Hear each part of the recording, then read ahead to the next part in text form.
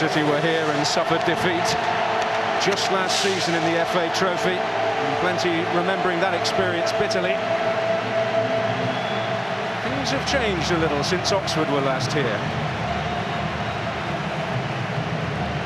But they have the weight of numbers in terms of the support, with the shorter journey as well. There is that little sense of expectation because they are just the favourites.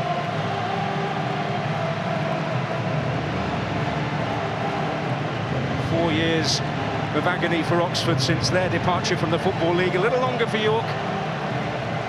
We shall see whether glory does indeed await them this afternoon.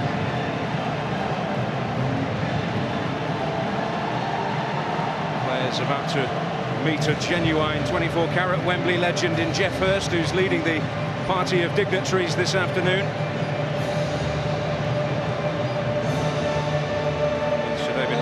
Brian Lee, the chairman of the Football Conference. No one has had a greater Wembley achievement than that man. Well, he'll meet the players. Let's take a look at the cast of characters in front of you this afternoon. Chris Wilder sticks with the Oxford 11 that overcame Rushden and Diamonds in the semi-final. The headline maker this season has been 25-goal James Constable, who's joined by Matt Green and Jack Midson up front. The second most miserly defence in the Blue Square Premier this season includes Anthony Tonkin, who was beaten in this final as a Cambridge player last season. Big Mark Crichton scored the winner late on against York, way back on the opening day. Well, Martin Foyle has also named an unchanged 11, who so impressively dumped Luton out in the last 4. Richard Brodie, the main man, 10 goals in the last 9 after a worrying dry spell. Neil Barrett and Alex Lawless have Premier League pedigree with Chelsea and Fulham respectively. Goalkeeper Michael Ingham is a full international with Northern Ireland. Oxford sub Alfie Potter's on loan from Peterborough, but wrote cup headlines with Havant and Waterlooville. While York's Josh Mims can ask his dad Bobby all about the Wembley occasion. And the Wembley occasion would not be complete without a rendition of the national anthem, and tenor Martin Toll will provide that in the rain.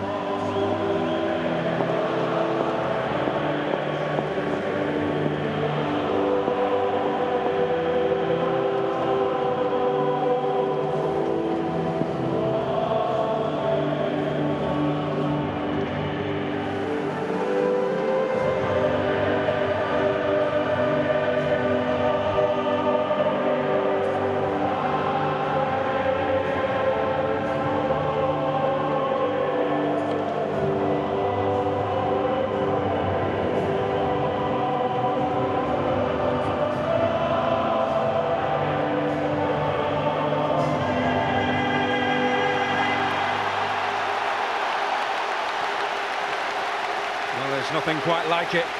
The Wembley occasion. Who will play the occasion best? There's always the potential for nerves to get the better on these occasions.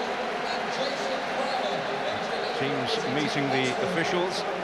Michael Naylor is the referee. Attracted some controversy because he is a Yorkshireman. And apparently gave York a couple of soft penalties last time he refereed them against AFC Wimbledon.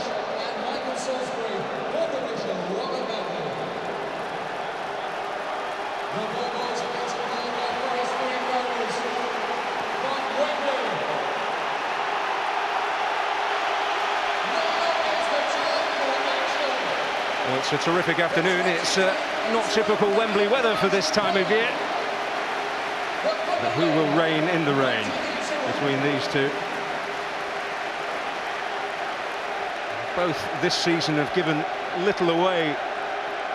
This season they have a reputation for being miserly at the back. And York City's back four out to stop this man, James Constable. Talked about Richard Brodie's form. He's got 7 goals in the last 9 games for Oxford United.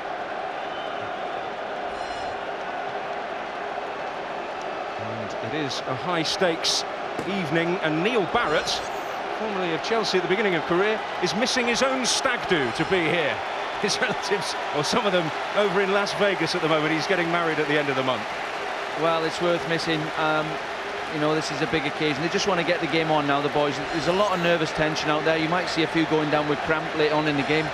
Some of them have never played in a game as big as this, in front of a crowd as big as this.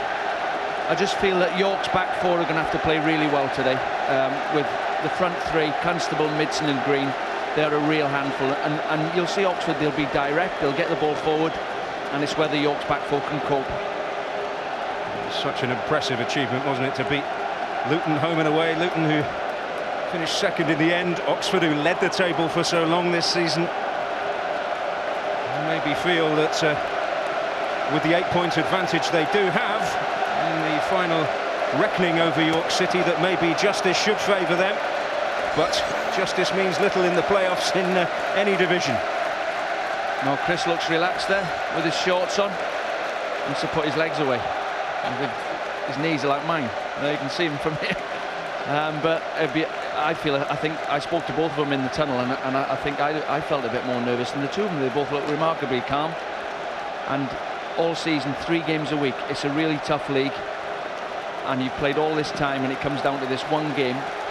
The referee's going to play a big part in this game. I just get the feeling after being in the conference all season, seeing some of the decisions that go on, I just get the feeling the referee might have a big part to play. There he is, Michael Naylor from Sheffield, for the record. As I mentioned, a little unhappiness in some areas about his Yorkshire roots. Martin Foyle, in an ideal world, would wish for both of these clubs to be promoted, given his Oxford connections. But sadly, that cannot happen. There can only be one winner. And 9 months of toil, trial and tribulations boil down to the next 90 minutes or so. Perhaps more than that. Who will claim the prize at the end of it? It's Perkis to pick it up for York City. And involvement for Danny Bullman.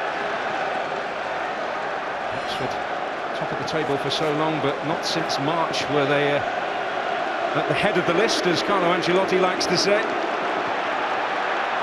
He's going to follow his team as a Wembley winner. Early job on for James Meredith, coming under pressure from Green. Well, there we see straight away a long ball from back to front. Green chases after it, and they put defenders under pressure. Throw-ins, corners. You've got to defend well against Oxford. Damien Batt to wind one up.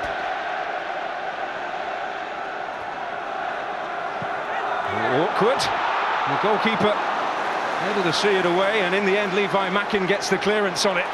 And this is Brodie. Now Oxford shackle him is going to be a key factor as well, but well, he'll do that all day. There's the long throw coming in. You've got to stay with your man there, stick tight to your man. Goalkeeper comes out and does well, gets the punch, takes the pressure off the defence, and then in a second Brodie's running down the right wing. Rankin making his presence felt in defending that throw-in.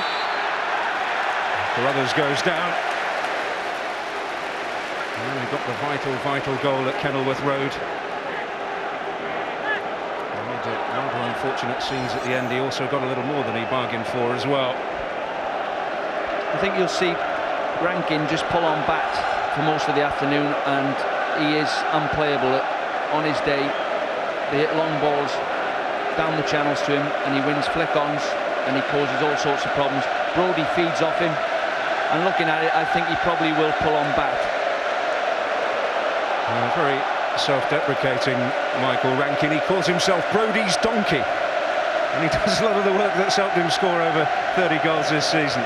He does. I think he just lacks a bit of self-belief, because he doesn't score that many goals and he just beats himself up, but he is a handful. Can't make his presence felt there, but Mark Crichton, known as the beast in Oxford circles, dealing with his threat on that occasion. Well, it's going to be interesting. You know, Oxford play 4-3-3, 3 midfield men right in the middle of the pitch, and York play 4-4-2. So I think the game's going to be won in that middle of the pitch, and who can get the best service to Brodie or Constable. There's some whispers this week that Martin Foyle may well look at that and perhaps change his formation to deal with Oxford, but he's decided for the moment at least to stick with what he knows. Well, they play two fullbacks in the wide areas in front of the fullbacks, so they're a really tight defensive outfit. And obviously Brodie, 35 goals this season, he nicks games from out of nothing. It's in by Chapman. Nidson looking to get on the end of that, and Constable lurking too. Also arriving from midfield was Clist. Well, he will make runs forward, but you watch as this game goes on. Oxford, they don't mess about. If they get anywhere in the last third of the pitch, the ball goes in the box, and they've got a presence in there. Midson is a real handful. Scored a lot of goals for Histon last season. He's struggled to get in that three-man formation up the front, but he's managed to get in there now, and he's done really well. More of a foil for Constable. If you look at the goal charts, he's dealt with there by Jake Wright, who's on loan from Brighton. Midson with the 8 goals for this campaign. He scored in the All Square Premier since October. This is Brody. Neil Barrett impressed by Clist. Promotion from the conference with Barnet a few years back, and he did get a goal against York earlier in the season. Flag up on the far side. Yeah, you see that York more workmanlike, and they've managed to force a free kick, which is really dangerous when you've got the likes of Rankin playing for you. Most of the balls they're hitting at the box are aimed at him. And Brody's on his toes, he anticipates and gets a lot of second balls. So Graham and McGurk also making their presence felt in there. And it's dealt with by Danny Bullman. And that one's awkward for Ryan Clark, and unexpectedly so. Well, from where we sat there, we could see it happening, but it started raining just before kick-off, and the ball skidded off the turf there and nearly caught the goalkeeper out. He's done the right thing in the end, just tipped it over.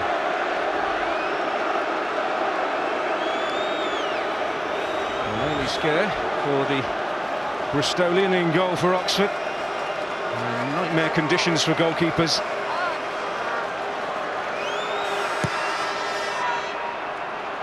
And McGurk rising. And he'll be penalised for his challenge. David McGurk, York's longest serving player. Known as TY to all and sundry around Kit Kat Crescent. Well, what I've found in this league, you've got to be able to defend set plays. You've got to be able to head the first ball that comes into your box. And all the teams, saying that all the teams, Stevenage have won the league without actually one of their centre forwards getting 25 goals. But Brody and Constable keep it tight to the back, head the ball away, and you've got a centre forward who bangs the goals in for you. Seems simple, doesn't it? Wish it was that easy. Rich history. It's not that long ago that Oxford were a top division side in English football, as you'll well remember, Dean. Well, yeah, I mean, that's unbelievable what's happened. Bats cross getting a nick, Meredith in the way. And 24 years ago, that great afternoon against Queen's Park Rangers here. Bat not able to find the cross. He's hoping for a family double at Wembley this season, Damien Batts, because his brother Sean's with Millwall at the moment on loan there, although he missed their playoff against Huddersfield yesterday with a hamstring injury. But potential for both of them to have success here in the playoffs. Yeah, well, he gets forward really well, and Tonkin, the other side, he just bombs on. Played for Cambridge last season. You know, I thought about signing him, but they got him before me, offered him more money, I think, probably. But both fullbacks bomb on, and both fullbacks can kick the ball really well, you know, which is important. It sounds simple, but if you're delivering that ball into three frontmen, you've got to be able to strike the ball properly. Just escaping Michael Rankin. Family of good footballing pedigree. Mark Rankin's been around the divisions, and Danny Rose has made a recent impact at Tottenham as well. Relative of his. Scored that stunning goal against Arsenal in the North London derby recently. It's out for one of them today. I always judge players, you know, I look at players and I try and judge them. Would I like to mark Rankin? And the answer is no. Technically he's not unbelievable, but for actually physical strength, he knocks people about. Possibility here for Matt Green. And Ingham had to make it, and he might be in difficulty here. This is Clist. And they're queuing up in the middle. But in the end, York City survive a decidedly nervous moment. Well, it is. It's a direct ball over the top. Matt Green, great run through the middle. Ingham does brilliant there to get there before him, and then does even better there by not pulling the Clist down, I think. and the cross is disappointing in the end, but I thought the goalkeeper done brilliantly there. He's come out and read the situation. There's that rare thing outside the league, a full international, 3 caps with Northern Ireland. Well, that's what you want your goalkeeper doing, especially against these 3 up front. On his toes, get the right starting position, make sure you're reading the play early. Bat losing his footing, that might be a regular story this afternoon. Followed by Carruthers. And Brodie is lurking. Safety first from Ryan Clark. A little glare at him from Mark Crichton there, but yeah, he probably could have let it run out of play, but early on, playoff final, don't take any chances. It's not the time to be doing that. And Midson will get the free kick in his favour against Ben Purkis. Well, he's lucky not to get a yellow card for that for me. I think Purkis knew he'd been done there by Midson, and there it is, the arm goes across his throat. Done well not to get a yellow card. And Purkis, who was injured the last time York reached the playoffs, but he was part of the side that lost here in the trophy last year. Up goes Constable. This is Meredith with time to tidy up. Had a successful couple of days at the races, as we saw in the build-up there. Ended a good deal wealthier than he was at the start. Well, it's the quickest way to end up skint. Keep going to the races. And the talkative Aussie was sent off against Oxford earlier in the season. Well, that lump of money we saw him win there, that might come back to haunt him in the future, because that's how you get the bug. You win a lump and then you give it all back. I was talking about taking it up, the job of a tipster, maybe live off his earnings. What is that, the road to ruin? Looking for Damien Batt here. More enterprising stuff from Oxford, but Mackin in the way. Will he take any prisoners in that midfield area, Mackin? Chapman losing out. It was Meredith's challenge this time. Brodie. This is Lawless. And Rankin has pulled away. Well, it's so unlucky. It's a great move. Ball gets switched out to the right, and Rankin makes a great run, pulls off the back of the 2 centre-backs. It's just too high. But I just noticed there, you know, Carruthers is playing awfully narrow today, and Bat seems to be getting a lot of room out here on the right-hand side. Oxford just got to keep switching play, and Bat then has got to try and make things happen from the high inside right position. Here's Carruthers. Some encouragement for York City there. Crichton with plenty to think about. Pressure again from Rankin, and Mackin's challenge, another strong one. Yeah, Crichton's done well in the corner, but Rankin, like all good strikers, didn't make life easy for him. Got his foot in, pressurising him. You know, I say to my strikers, don't let the 2 centre-backs have any time on the ball. Make them rush in everything they do, because normally they're centre-backs because they're not the best on the ball. So if you make them rush, they'll give you the ball back. That's almost finding inroads there. That's Carruthers. This is Chapman. Comfortable for Michael Ingham to deal with this time. Chapman, another Ulsterman, Belfast boy. Well, he's just sitting in front of the back 4, Chapman, with Clist and Bullman in front of him, and them two try and get up to the front 3. Carruthers. Hold by Ryan Clark. Just take that little bit of extra care in this sort of situation. Well, I can guarantee you both managers have said first chance you get, pull the trigger, because obviously the pitch has had a bit of criticism. It's just started raining. You wouldn't be surprised if that bounced back off his chest. Everybody following. And I would have said to my players before this game, make sure you got studs on today. Don't be wearing blades on this pitch. Make sure you got short pointy studs on, At least you got a chance of standing up. Is he going to size one up here? Comfortably fizzing wide in the end. Well, that's a good opportunity. He's got himself right in there, 25 yards. Chapman, and just sliced it. You just need one of them to connect and just fade into the top corner. Get 1-0 up, but if he looks in, that happens. It'll certainly be a name to conjure with if it comes to the dreaded shootout, which is how it could ultimately be decided tonight. Brody and Rankin, they don't lose many headers. The ball's hit long up to him. Little handful. And Constable has peeled away. And again, Ingham out swiftly, but could be made to pay. It's Green with a chance. And Green has scored! He took it magnificently. Matt Green gives Oxford United the lead. Well, it's one ball over the top again. And as much praise as I give Ingham in the first 5 minutes, he's come out and got that one wrong. Tried to pull out of it at the end. It's a ball over the top for Constable. He's come out, never got there. The support's quick. They win a header, and what a finish. Half volley from Green, top corner. It's a fantastic finish.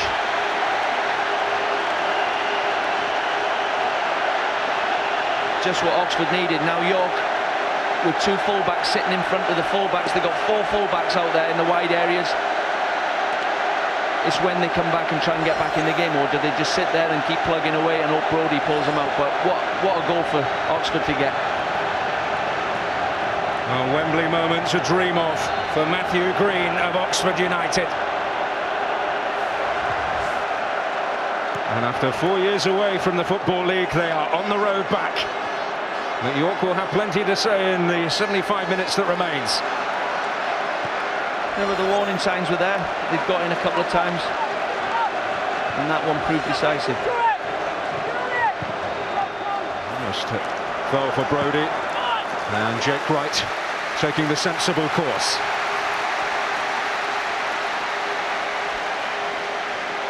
Danger, long throw. Make sure you stay with your man in the box. The flick on, Rankin will probably flick this on, and it's who can get on the second ball. Well, Rankin in there, and Crichton vitally so, just beating Brody to it. Tremendous defending. That's exactly what I was on about. Crichton's got Brody, look, he's touch tight. There's no way he was going to get across him. You can't switch off in them situations. Suddenly some questions being asked of the Oxford backline within moments of them taking the lead. Rankin was up again. Well, I just can't understand how he's never headed that in. Rankin, it was, unless we've got it wrong, it was right on his head. For some reason, he's not connected.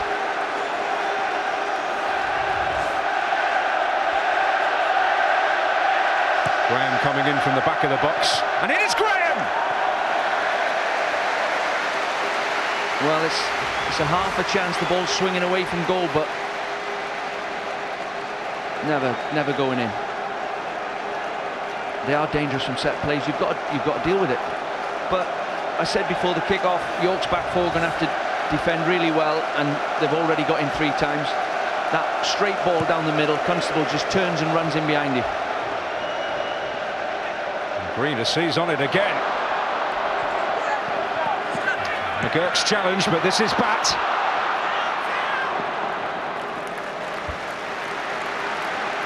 Now he's getting forward again, Bat. Oxford look more confident of the two teams. They've got 3 frontmen there. Midson's just trying to play in behind Constable a little bit and pick the ball up and set play up for him, but you've got to deal with the straight ball down the middle of the pitch. That is a tremendous finish in any standard of football.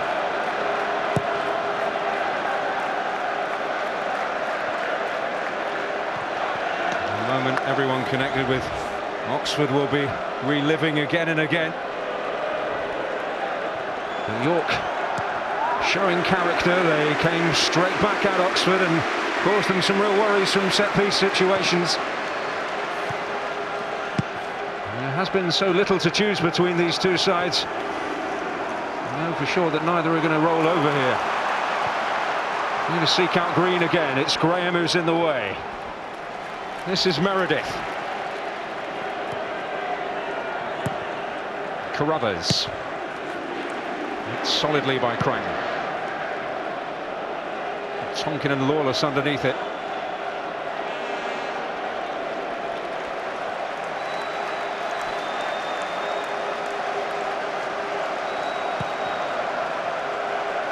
It was Trevor Herrod, Ray Houghton and Jeremy Charles the last time Oxford were in action at Wembley, who got on the score sheet in that Milk Cup final, as was against QPR, Jim Smith's QPR back in '86. Matt Green, the next name on the honours list. Three good players you're talking about there. I played with all three of them. Ray Houghton I played with at Aston Villa and Liverpool and Oxford. Made a lot of goals for me over the years. Real clever player. Trevor Herrod, one of the fittest players I've ever played with. And Jeremy Charles was at Swansea when I was a young lad. Big centre forward, awkward play centre back, but Matt Green's joined him. And Jim Smith was the man who orchestrated Oxford's progress to the top division, but of course he was in charge of Queen's Park Rangers on the day of that Milk Cup final. Maurice Evans led Oxford to glory. Yeah, the late Maurice Evans, what a great man he was. Great manager for the club, he signed me. Lovely man, not with us anymore. But apart from that, he did a lot of good things. Yeah, well. Here's Green. Oh, white for here. It's Constable who's in for a second. It's a long way back for York City now. They believe that they're heading back to the Football League. Well, it's power and strength. Another straight long ball up the pitch. And they're just not able to cope, York. Constable's hooked the ball on.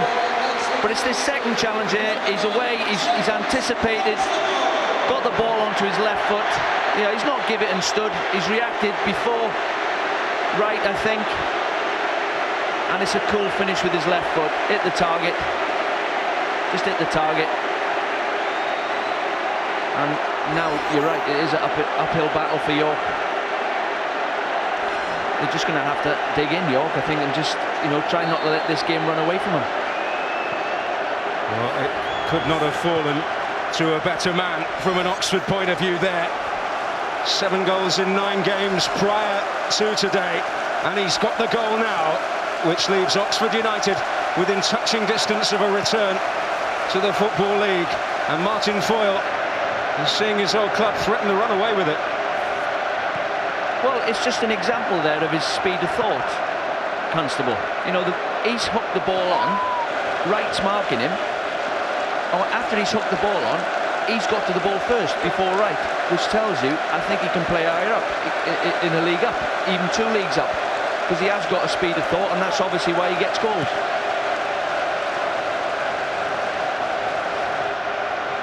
He's taken, Ingham does deal with it this time, he's taken a circuitous route in his footballing career. At one stage at Chippenham, he was working part-time in an underwear lining factory, of all things. And I'm sure he's been told during the season if he doesn't pull his finger out, he could be back there. At the moment, he's heading for League 2 next season as it stands. York have got to dig in now and just try and quieten the game down. They haven't got to panic just yet, there's a long way to go. But it's that straight ball down the middle that seems to be killing them. But I have to say, Constable does it to most teams. Even in that respect, in terms of efforts on goal, even in terms of getting them on the target, but it's Oxford who've had that cutting edge. Terrific finish from Matthew Green, and such coolness from Constable, which we've come to expect this season. Well, on a day like this, you get 2 opportunities like that, and you're sitting on the bench as the manager, and you just hope they go in. If he centre forward has a day today, which he can have, which everything he hits goes in, then it's a bit of luck for you as a manager. But if he has one of them days where he misses all the chances, and he's been scoring them all season, then it's a bit of bad luck. So there is a lot of luck in football. Glad unable to keep that one alive. Look where he is again, though. He's on the byline. That's 5 or 6 times he's been up there. You've not seen York's fullbacks getting up there yet. They need to produce a response swiftly. At the moment, it's Chris Wilder's team that are heading back there. He tasted promotion as a player with Sheffield United up to the top division. And as a manager, this is heading towards being his greatest day so far. Lost the final with Halifax when he was manager there. Well, as I said, I played with both managers. I played with Martin at Oxford. He was a real hard-working, good player, good centre-forward to play with. And this is Lawless. Actually hoping to swiftly find a road back. This is Perkis. Can he find the delivery? He's got to stand that up. As we were saying, Perkis has got there.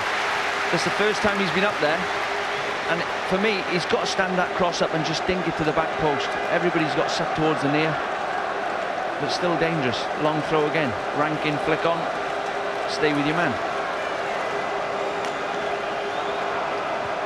Rankin beaten to it by Tonkin, but he's scrapping hard to try and get it back. Chase down any lost cause now to try and get York back into this. Green is fouled. I think it's a foul. Midson, though, shows his power and strength there, winning that header. He's won every loose ball, every 50-50 so far. I think that is a foul. So just a little bit late. Everything's going Oxford's way at the moment. And rumblings in the corridors of power around Wembley as well, as you can see, so more developments, and that story can be seen on Sky Sports News. Here's Green. That's another chance. He's looking for the direct approach here. Crichton has kicked his head and his feet just. This is Bat. And a terrific outlet for Oxford so far. Green. Chapman. Bat again. This is Bullman. Bullman to take it on again. And now Green might fancy the strike. Ingham taking no chances. Great football.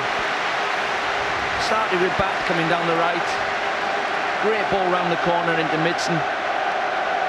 Good movement. Full of confidence now. You know, I found at this level, the players' confidence can go with a split decision. You know, all of a sudden they look like a really good team, and the confidence sort of ebbs out of them, and they look terrible for 15 minutes. There's no question that Oxford are absolutely flying in that respect at the moment. Oh, and Constable may have felt his shirt was being tugged. Oh, off the post, extraordinary. Constable. I think it was nearly Nixon game over. arriving back post. Nearly game over.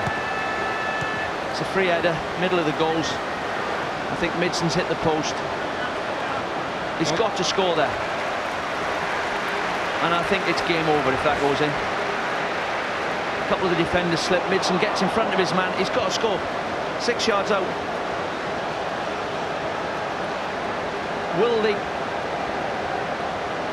Will that cost them later on in the game? At the moment, it doesn't look like.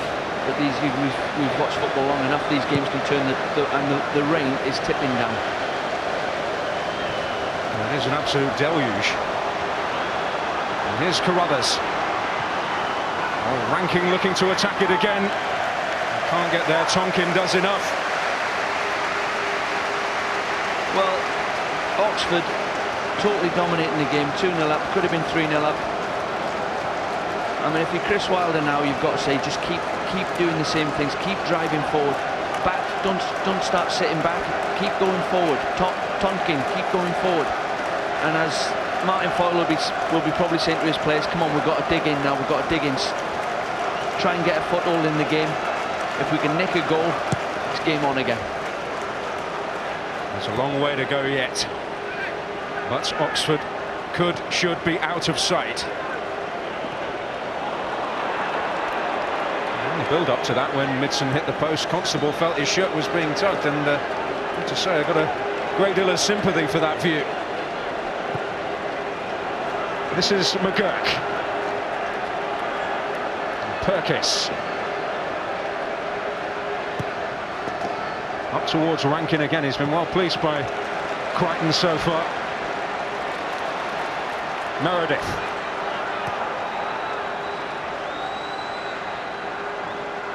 It's Lawless. This is Mackin. So dogged and determined, Brodie has pulled away. And now it's Midson to lead the charge for Oxford.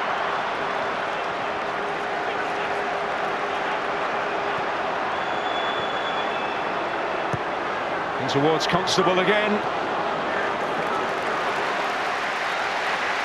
Well, every time the ball goes into the box, they look like they're going to score. Constable's trying to get across his man again there. Green's trying to get across inside the left back. They've got to stop the ball coming in the box somehow, York. This is Chapman.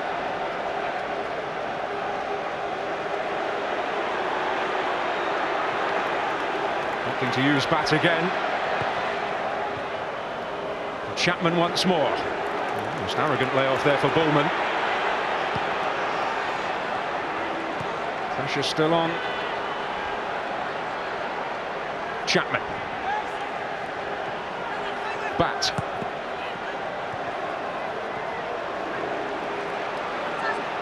This is Clist. Bat. Bullman. Another great spell of possession for Oxford comes to a close. But should he have had a penalty in the build-up to that chance that hit the post? Well, you've seen him given. There's a block there. That's a foul. Referee's not seen it. I don't think so. I think it was a block. I think it was Clist who blocked Constable's man. This is Brodie. Hasn't really seen a glimmer of an opportunity yet. York's main man in front of goal, but of course some discomfort for Oxford from set pieces, and here's another chance to do so. Yeah, Perkins has got to stand that cross up again. Rankin's at the back post. A real handful when he's there. They've got another corner though. Always a danger. You've got, as I said earlier, you've got to be able to deal with these.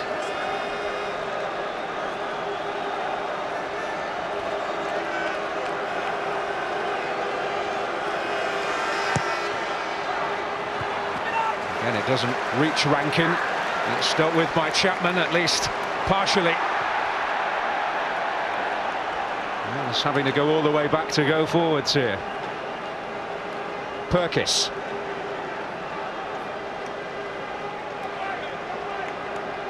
Five ahead of him here for York City. One of them is Brodie.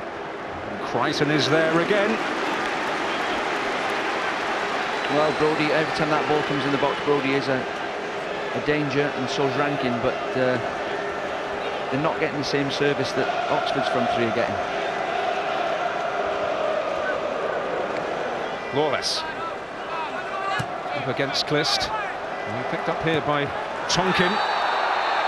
Well, late from Lawless, and it's caused plenty of consternation for the Oxford players, the manner of the challenge.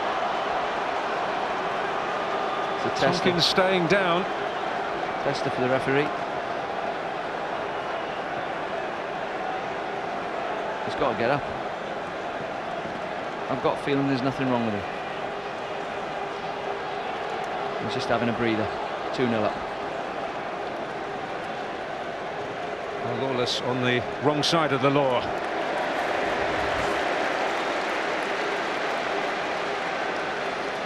Yeah, it's a bit late, a bit high. Dangerous. Yeah. Oh, it looks even worse from that angle. It's a definite yellow card, and that's a bit of frustration creeping in. He's got away with 2 body checks, so I think he deserved that.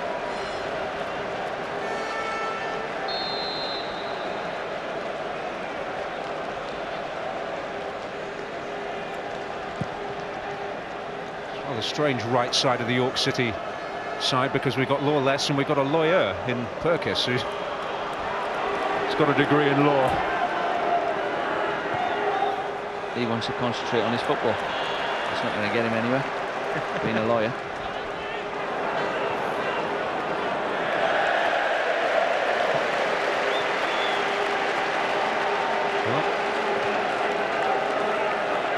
Oxford at the moment in firm control, and maybe 24 years since they've been at Wembley, but at the moment it's heading towards a similar outcome.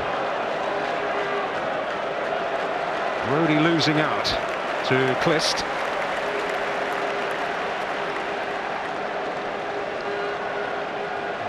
Clark only really troubled at the moment by that awkward bouncing effort from range. You can call it an effort. Away by McGurk. Carruthers. One for Rankin to chase. And he won't give up the chase. Can he get some joy out of Crichton? Looking towards Carruthers, but it'll be picked up by Barrett. This is Meredith. Neil Barrett again. This one played by Lawless. Perkis, can he find the delivery? Tonkin, the first man in the way. Barrett.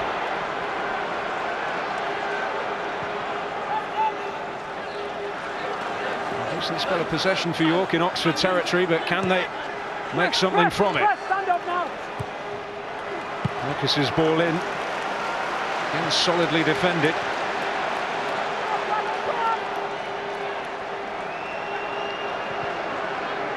Well, that's 5 times Meredith sitting near post with his crossing. He's got in some great positions. He's got to miss that first man out. Towards Carruthers this time, but Crichton is there once more. Well, it's going according to the history, as Meredith puts a bit of pressure on Green. In his playoff final when 5th and 3rd have met, York being the 5th place team, Oxford the 3rd. The 3rd has always come out on top. Well, there we go there. Mitson just trying to drop into the hole in behind Constable. He'll try and get the ball into him, and he's got one thought in his mind: can I put James Constable in on goal? But York, you know, seem to have steadied the ship. They've got the ball into Oxford's half for the last 5 minutes. We've just got to keep doing that. The front two, I'll be surprised if Oxford keep York's front two at bay for 90 minutes. We've always got a chance with them two up there. This is Clist. And the whistle does eventually go. Challenge on Lawless. Not just playoff action in the Blue Square Premier, but also in the Football League with Charlton against Swindon on Monday night from 7:30, renewing their battle at the Valley. And Millwall up against Huddersfield on Tuesday night. Sky Sports HD1, Sky Sports 1 for that.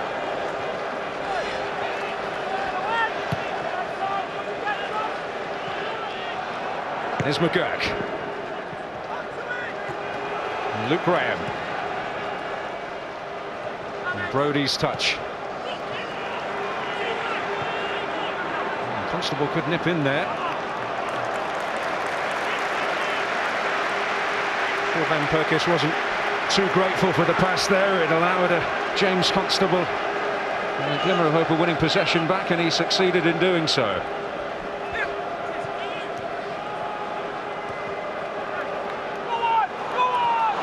Well, this is Brodie. He's got Rankin ahead of him at the moment. Brodie carrying the fight himself. He'll break for Rankin. And Tonkin in the way. I know it's easy from where we're sat there, but Rankin's just got to chop that ball back. He must have got a shout from someone, but you've seen a glimpse there of Brodie's pace and strength. 2 great tackles. I think it was Crichton made the challenges there. 2 great challenges, last-ditch tackles, but you see a glimpse there of Brodie. 35 goals, lots of them are on the break like that. thought that might have come off Tonkin last, but a goal kicker's been the decision given.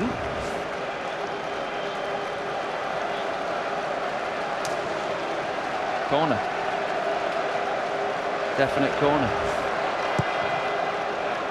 Well, fortune favouring Oxford, as well as the scoreline in that respect.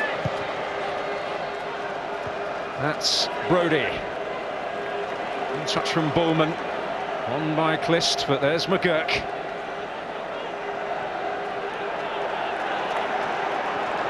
There's the three-man midfield of Oxford there, just dominating that centre circle. They've got an extra man in there, and you can see they keep coming out with the ball all the time. This is Tonkin, and now Clist. Three in the area. And one of them is Midson. All the way from Perkis up to Rankin. Foot in from right. Brodie really at the moment being fed on scraps.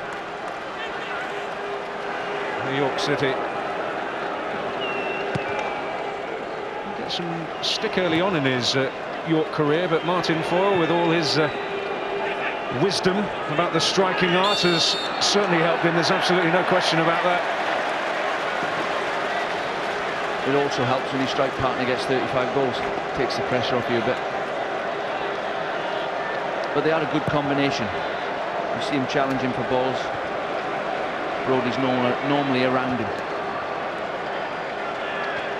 Brodie did actually have a trial at Bolton a few years back as a defender. Well, he played left wing last year, I think. Yeah. You know, they've stuck him up front, and he's gone, you know, bang bang every week, 35 goals all of a sudden. I don't think Martin even seen that coming. It's won by Bullman into Green. Constable's lurking again, but Perkis back to the safety of the goalkeeper, who has played in the league for York, but league football next year looks a long way away at the moment. Where York are having a problem, Oxford are playing 4-3-3, so they're a bit weak in the wide areas, Oxford. But York, because the two wide men of the 4-4-2 system are playing so narrow, they're not able to exploit them wide areas. They're trying to get the fullbacks forward, but they've got to try and stretch the play and get the ball switched from side to side and get it and try and get 2v1s on Oxford's left and right back. Is there to be something to give them hope before half-time here for York? Meredith. Dealt with by Wright. This is Barrett. Perkis. In for Brodie.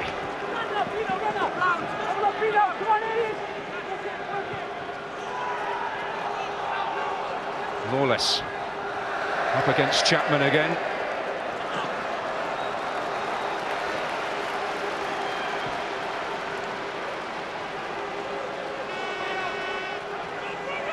Lawless once more.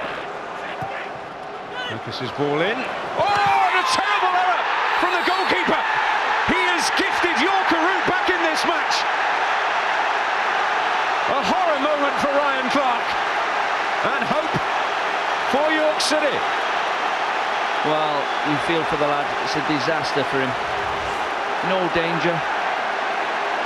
It's a nice flighted cross for him to catch. And you can only put that down to nerves. He'd take 1,000 of them in training and wouldn't drop any of them. It's gone straight through his hands and over the line. York back in the game. Well, it's amazing what the Wembley nerves can do. And from nowhere, really, a present for York City. And you have to feel for Ryan Clark. Well, he's a really good goalkeeper as well. And you know, I mean, people who've never watched one of these conference games before, I've not seen that all season. Anything like that happen. So it doesn't happen as often as people would like to think. But, you know, there are some really good goalkeepers in the league, but that is a disaster for him.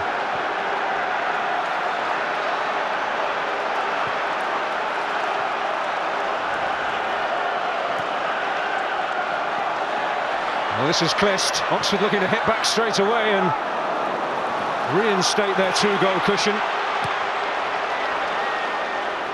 Oh, a horrible moment for Oxford's Supporters Player of the Year, Ryan Clark. That should tell you how well he's performed this season, behind the second tightest defence in the Blue Square Premier.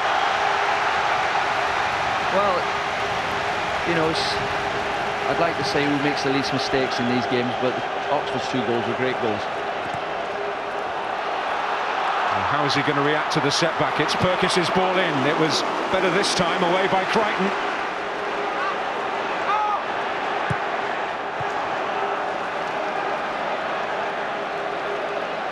Green nipping in, but that was Meredith.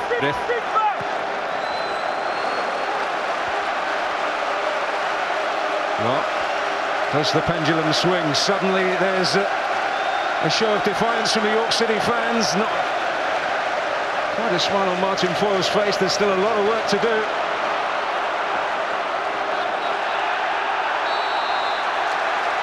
Well, Brodie sees it given against him, much to his fury. Well, very harsh, because he's chased a lost cause there. I think Chapman's let the ball bounce. He's got to head the ball away, and there's Brodie again, chasing lost causes. And that's a foul. That is a foul. Linesman right in front of it gives it the other way for some reason. Ewan Thomas, the runner, the linesman, isn't it? Looks a bit like Ewan Thomas. Well, this is Meredith. York's hopes raised, and looking to take advantage of the situation now in the final moments of this first half. It's Brodie.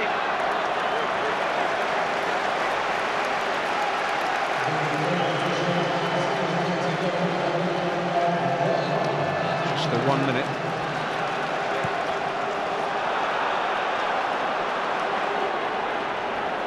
Back will pick this up. Well, the mistake has been made. Can he put it behind him? Brodie looking to give him some difficulty. Won by McGurk. York having some new impetus, but Oxford hoping to see it through to the interval without further damage. Clist up to Constable. One back by Graham. That's Purkis.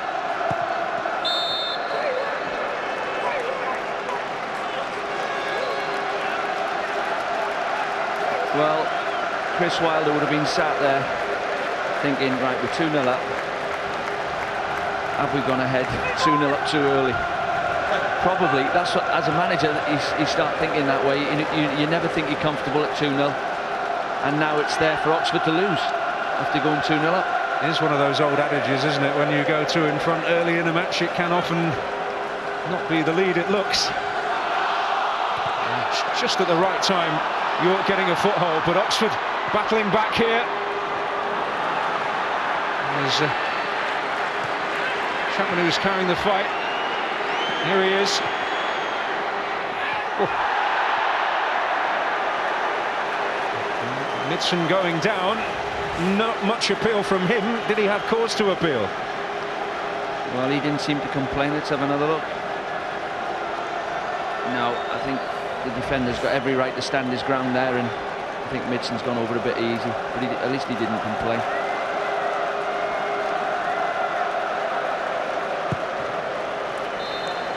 Well, the interval comes, and what a dramatic first half it's been.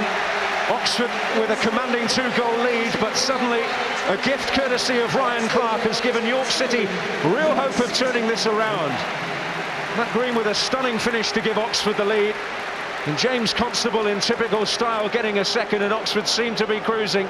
But can York take advantage of the lifeline that they have been handed in the second half?